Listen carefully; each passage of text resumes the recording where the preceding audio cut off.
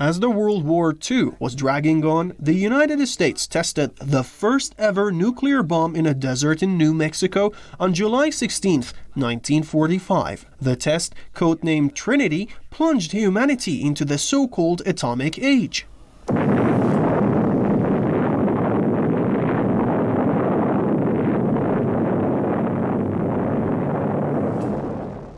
The US holds another record as well. They are the first nation to ever use an atomic weapon in combat.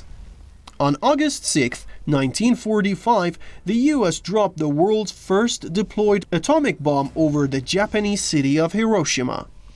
The explosion instantly killed an estimated 80,000 people, while tens of thousands lost their lives later due to the radiation exposure. 3 days later, a second atomic bomb was dropped on Nagasaki, killing an estimated 40,000 people there.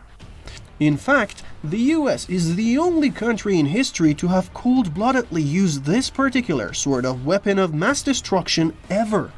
Not once, but twice.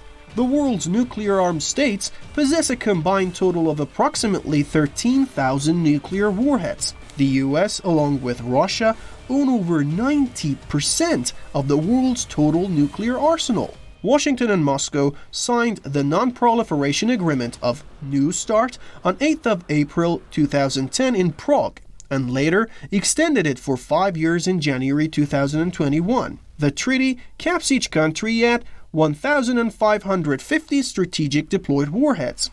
Today, the United States deploys over 1,300 strategic warheads on several hundred bombers and missiles. It is also estimated to have approximately 3,800 stockpiled warheads and 1,750 retired warheads awaiting dismantlement, for a total of 5,550 warheads as of early 2021. While Washington may have reduced its nuclear arsenal in size, in fact, it's increasing the destructiveness of its weapons by development of sophisticated electronic sensors and fuses at the cost of billions of dollars to have more advanced nuclear warheads.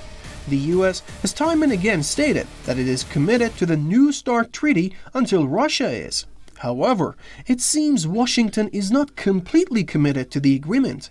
On one hand, it is reducing the number of its nuclear warheads. On the other, it produces more lethal, destructive bombs with higher precision. Well, of course, it's not okay, and it poses a very grave danger to the world. The existence of these nuclear arsenals, and particularly the U.S. nuclear arsenal, and I say particularly the U.S. nuclear arsenal because the United States has refused, U.S. governments through many administrations now have refused to foreclose the possibility that the U.S. would use nuclear weapons in a first strike capacity.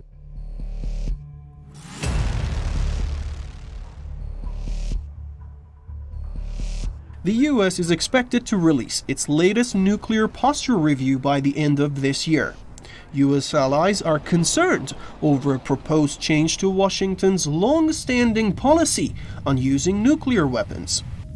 The US is reportedly considering putting a limit on the use of nuclear weapons, such as announcing a no first use of nuclear weapons or declaration of a sole purpose. That means Washington will only use nuclear weapons to respond to nuclear attacks. Hence, the US allies including the UK, Germany, France, Japan and Australia are reportedly lobbying the Joe Biden administration not to abandon the policy of a strategic ambiguity on using nuclear weapons. They believe this decision will make them more prone to possible threats from China and Russia. So it's really it's an issue of power. It's the power of the United States and its allies to declare that they and they alone are the ones who have the right to have nuclear weapons, and other countries that they have disagreements with must not have nuclear weapons.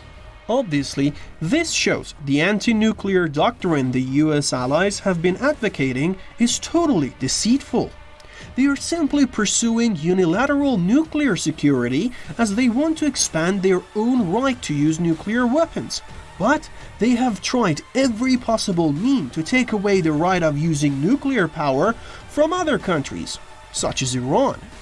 Restrictions on using nuclear weapons create constructive opportunities for global security. But does Biden have the courage to take real steps to do so?